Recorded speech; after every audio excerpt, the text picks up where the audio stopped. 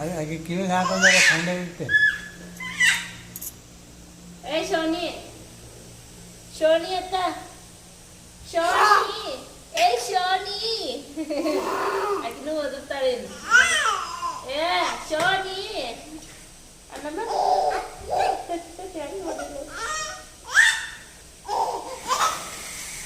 ಬಿಡ. ಖುಷಿಯಾಗಿ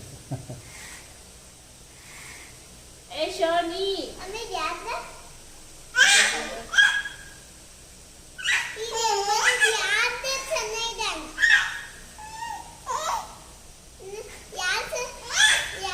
ಏ ಮಾತಾಡ್ಸ್ಲ ಕುಷ್ಣ ಎಷ್ಟು ಕಿರ್ಲತ್ತತಿ. ಕೃಷ್ಣ ಮಾತಾಡ್ಸಲ್ಲ ಜರ ಅದೇಟ್ ಕರಿ ಒಂದ್ಸಲ ಬಂದು ಮಾತಾಡ್ಸ.